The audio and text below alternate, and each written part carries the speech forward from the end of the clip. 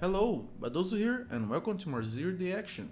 Today we're starting a new series called Bronze League Heroes. This series is focused on upcoming players so that they can take a look at how they are playing and helpfully provide tips so that they can improve their skills further. Today we're casting a match between bscoter here as a Carta Genius, starting on the top left, and crazynoob as a Seleucids on the bottom right. So the first thing here, as you noticed, is that bscoter is putting all his gatherers on food at the start. It might be possible to find any holes in the meta right now, but usually the standard build is the one that rules them all at the moment. So just put all your men to build a storehouse, all your women to gather food or start a farmstead and go on further.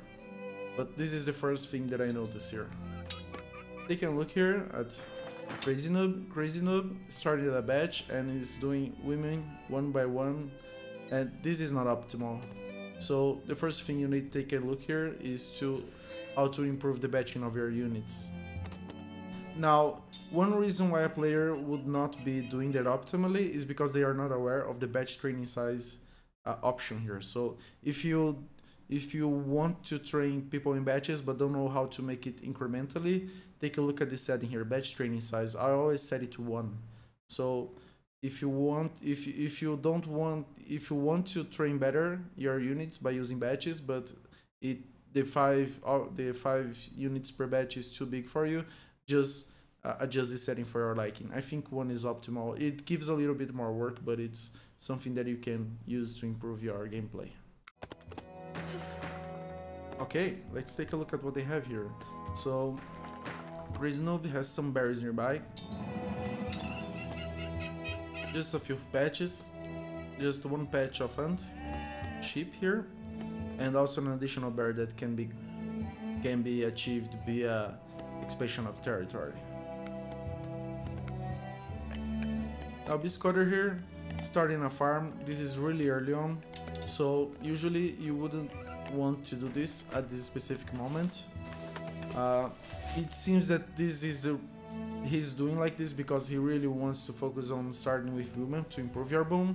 But really, even if you do want to boom with women, you still need to gather wood because upgrades and farms they take a lot of that, and it's not optimal to go it by this way. It's better just to make a farmstead and make the upgrade for berries, or if you don't want to make the upgrade for berries, making the farmstead makes the travel time much shorter, so it's also helpful. You also don't have enough wood for houses or even to make men in case you need to defend properly, so my tip is to just go regular here, just make a storehouse with the men, go take the berries with the woman, and you're alright.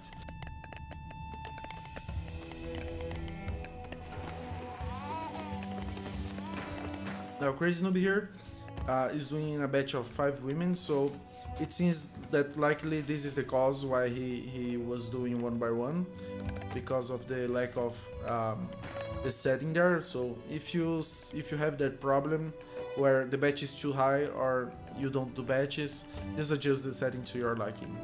It's much better than doing like this for you. Okay, so far it's quite balanced actually, both on similar populations, but crazynoob has a little bit more infantry. bscoter has an additional cavalry. This is good, he's scouting to see what he has around the map, so this is good use of cavalry at the early game. This woman here, as you see, if you take a look at your economy here and see a resource imbalance, just put your women to wood here. This idle time is not good, you really shouldn't be having that, and this is not optimal gathering, so just do a storehouse and you'll be set. You don't need to bother with that so much later. Instead of doing farms like this, you just go ahead and take the wood instead. But bscoter here is doing pretty good job scouting the map, taking a look at where everything is. It's good to also send the cavalry just to take a look at your opponent is doing, especially at this moment. This would be around the timing where the opponent would be doing a rush. Or for example, if the opponent is doing a slinger rush, you would be able to just pick there and see how many men the opponent has in stones. Even though Carthagine, Seleucid is not a civilization that you would be able to do that. Anyway, going back here to crazynoob. So, for example, he will be reaching his population cap real soon. So in this occasion, especially because you have much more food than wood, just take the woman that you have on your farms and make a house here. And before he went for the farms, you should just go and take the berries. They were pretty nearby your territory, so just take the farms if that's the last option that you have for gathering food, because all the other ones are much more effective at that and would improve your burn substantially. So for example, and so crazynoob here still not going for the houses. So when you need to do houses, just take a look at what your resources are. So for example, he has much more wood than food, and take the gatherers from that particular resource to make a house. In this situation, he's using the ones from the storehouse, so it's better not to do that. Just take the ones from the food instead. And when looking for houses, always do it proactively. So for example, if you are 5 pop before being house capped, or even before that, just anticipate yourself for building houses as well. But it has some wiggle room, for example, if you want to recruit units faster, so you don't need to build houses as fast as that. Now, with regard to the housing placement, this is not a good one. First of all, because it's not near a resource site. So for example, usually you can get away with making houses nearby a patch of wood, because you would have men here to protect, but if not, they are pretty exposed here outside of CC range. So in this situation, it would be much better if you just make the houses in your CC range, so that if you are rushed, the opponent can't capture it. And even if you're not rushed, the opponent can also send cavalry here and be annoying and trying to capture this house, and you waste time responding to it, or you even lose the houses. So never do this very exposed here.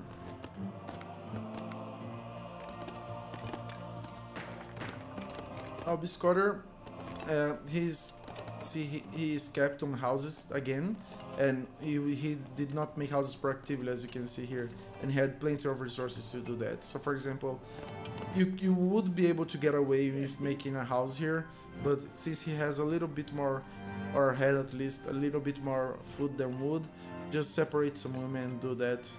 So in this situation here, what I would recommend is when you reach 50 population or something like that, and when you have excess resources, make a barracks as soon as possible. But if you're going for Brune, you can get away with making the upgrades before.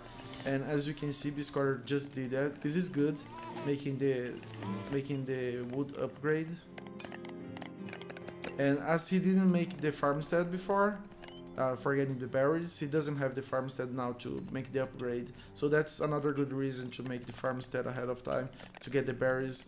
It's for the shorter distance time, you can make the berries upgrade, and later you can make the farms upgrade. Now he have to waste resources if he wants to get the farming upgrade. DST? He's going for a small raid here. This is good. He can just take a few women and retreat back. DST? This is a good hit and run DST? raid.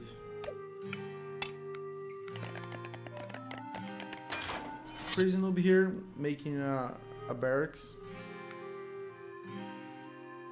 So crazynoob, one thing when you are rushed, always pay attention to putting your workers back to work as soon as possible. And one other thing is, don't use the bell generously, only use it in the last of occasions, because it's very damaging for your economy. So for example, if you are being rushed by this side, just put your women from this side on the CC and then get it back later. Now this is a good position for bscoter. Yes. You can just capturing this barracks here, it will not achieve, but yeah. Now he just needs to kill a man and retreat back. This is good. This is what you should be doing. Now, what you can do in this situation is get just the damaged ones. You can do that by clicking O key and selecting the units. So for example, these two cavalry are the most damaged units. Just put them back and you can proceed with your raid. So for example, since this part was very exposed, this bscoter could come back here and kill a few women and retreat back again. But you should be healing this damaged cavalry, so just hit the O key, drag, and you'll be able to select only the damaged units. You can configure this threshold.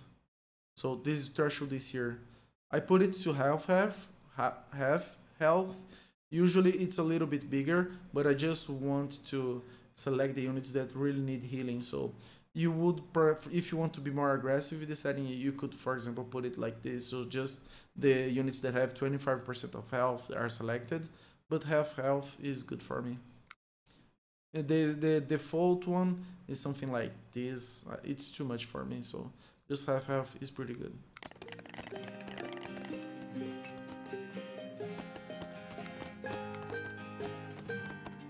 Now crazynoob is being very defensive here. The only problem is that he's, first of all, he's not garrisoning units inside of it, and second, they are not defending much actually. So the cavalry, it's really free to just come in, get a few kills and retreat back again. Now crazynoob could get a farmstead here and get a few berries. So for example, but one would be concerned for the cavalry killing the woman easily here, but you can just mix in 2 or 3 spearmen here just for good measure, and it's pretty secure.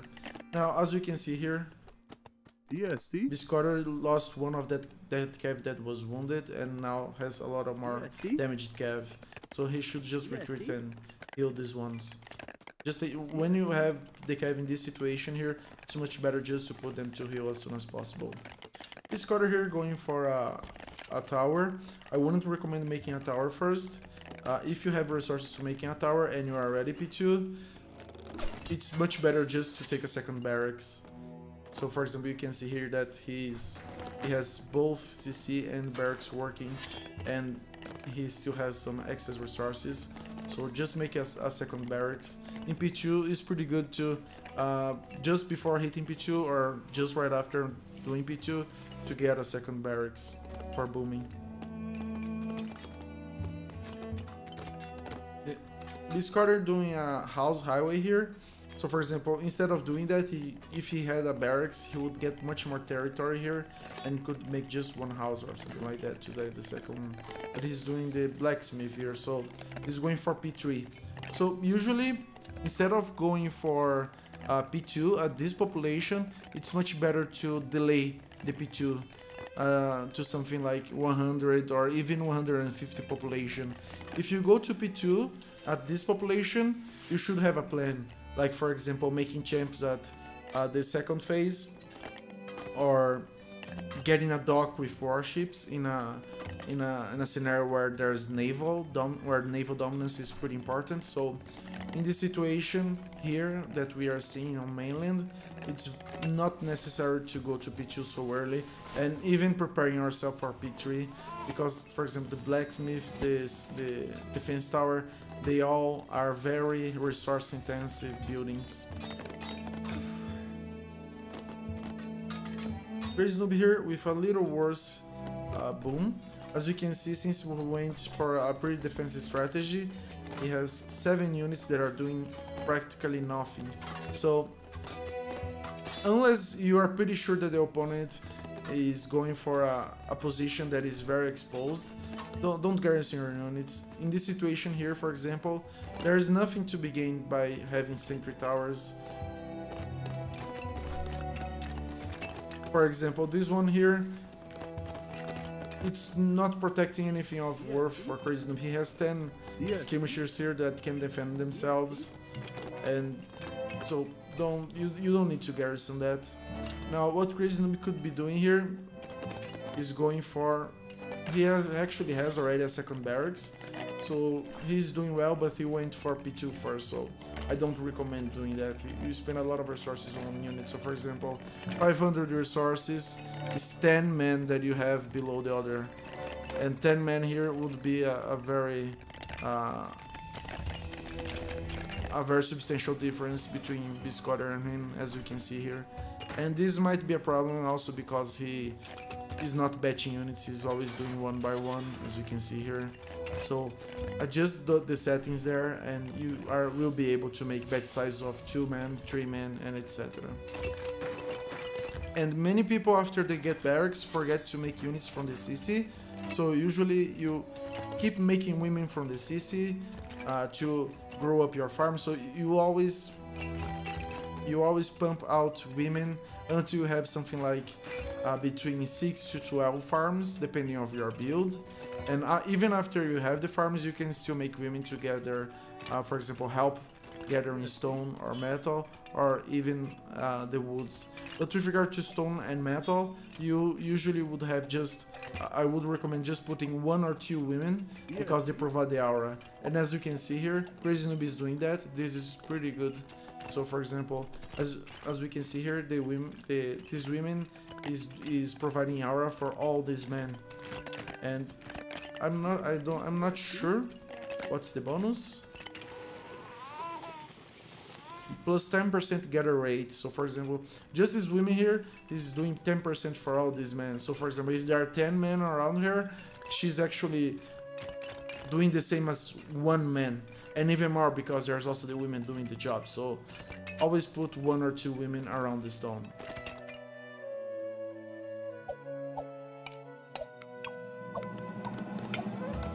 Now bscoter here is probably didn't know, yeah. So always pay attention to your units being lured. This is an issue that a lot of players face, even in higher levels.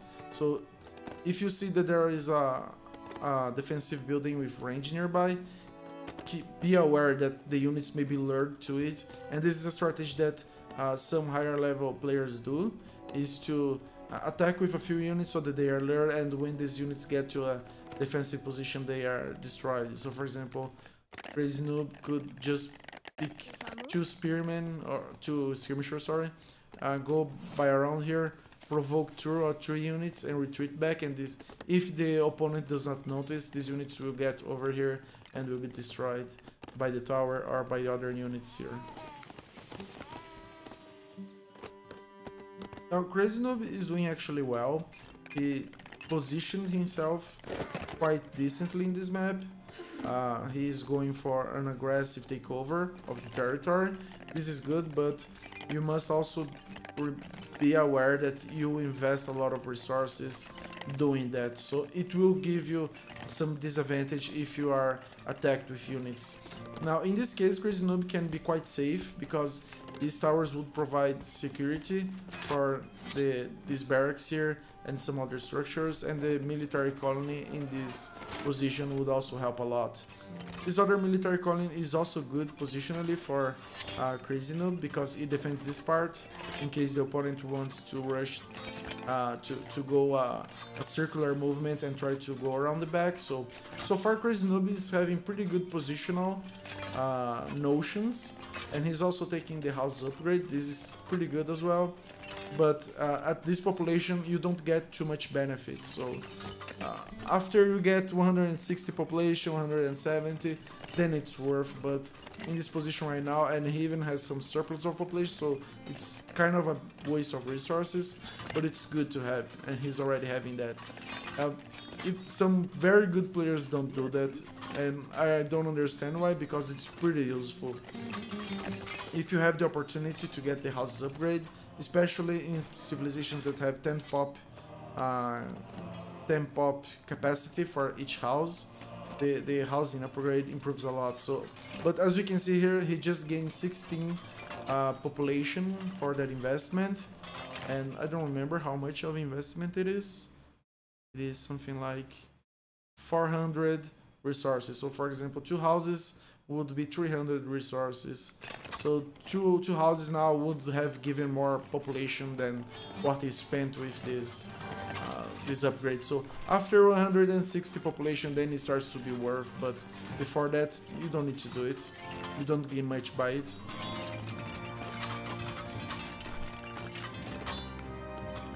As you can see, bscoter is much ahead. He was able to boom much better than crazynoob.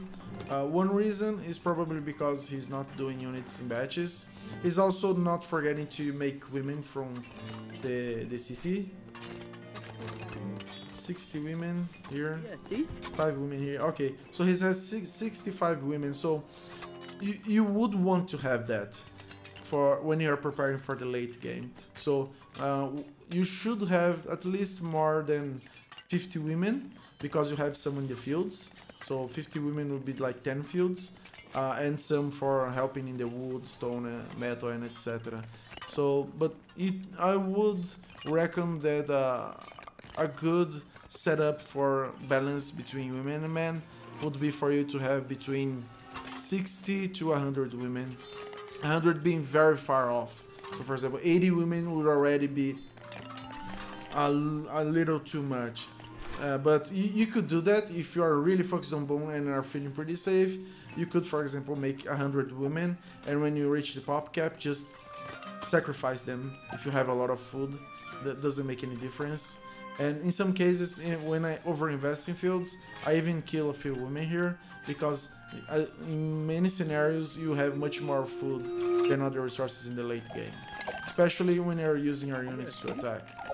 Now bscoter here going for an attack.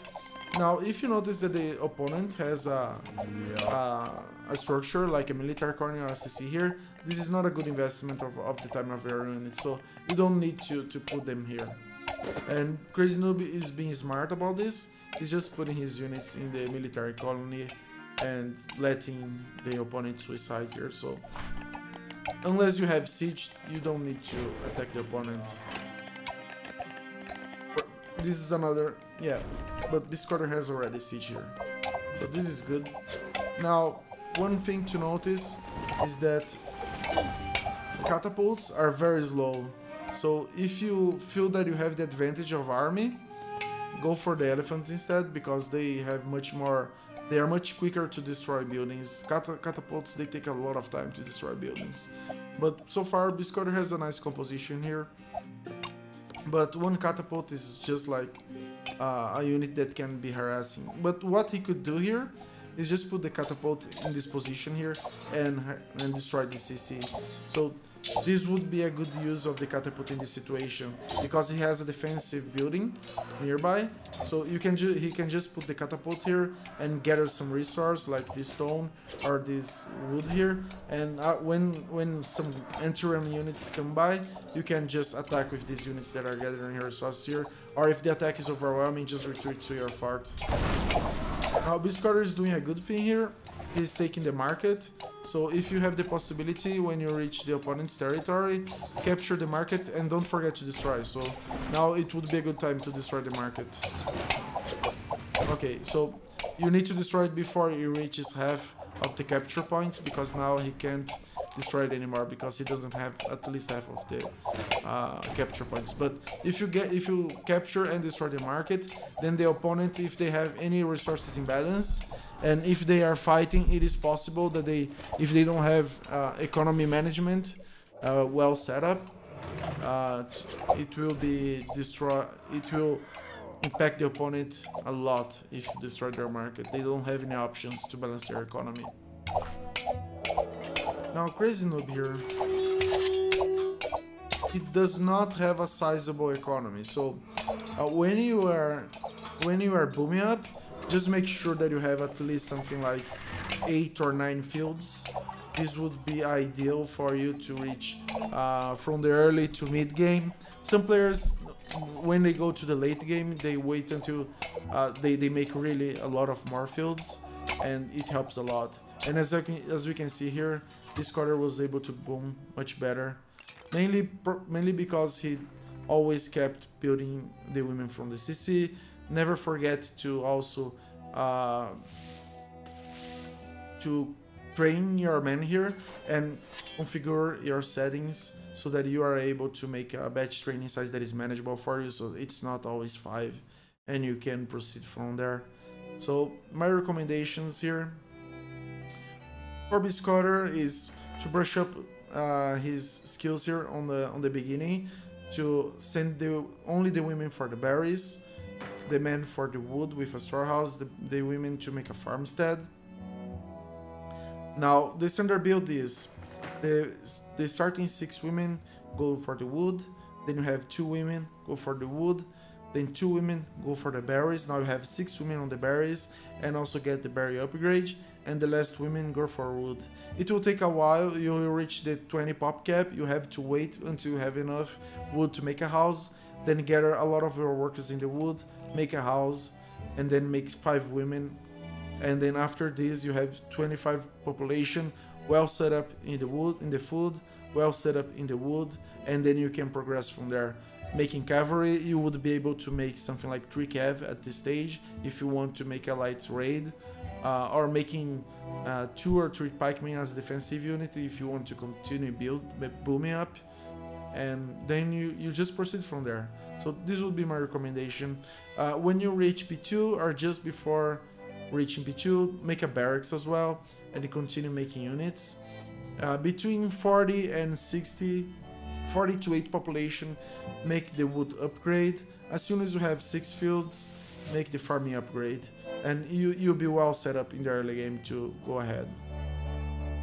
Now for crazynoob here, what I would recommend is, well, first of all, for both bscoter and crazynoob, be more proactive on the house building so that you aren't pop capped in the occasion that you are already you need to make units. So 5 population before the pop cap, separate a few resource gatherers from the resource you have more. So for example, if you have more wood, take a few of the men from the wood to make a house. If you are from the food, just take a few women from the fields and make a house. It's much better to have more food than wood in this occasion, because you just take the women to make houses and go back to production. But for rushes and defense, it's much better to have more wood than food, so it's up to each player, but as balanced as you can be, it's much better. Now for crazynoob here, what I would recommend is adjust his batch training size. Don't make units 1 by 1 or 5 by 5. Don't rush to P2 before 120, 130 pop, unless there's a strategic edge on doing that. And both bscoter and crazynoob did that. Don't go for P2 very fast. You don't need to do that. You can defend quite well in P1. There's not much to gain, and you just make your buildings for P2 a while later. Now, what crazynoob did really good positioning on his buildings as a defensive measure. This fortress here is not protecting much. So for example, if crazynoob was able to break this position and attack here, this fortress would not defend much. So for him, a much better position would be to make your fort here in this position instead. It would be protected a little bit by its military colony here, by the military colony here, and the towers here as well. So yeah, well, I hope you enjoyed it. I hope the tips are helpful, and see you guys next time.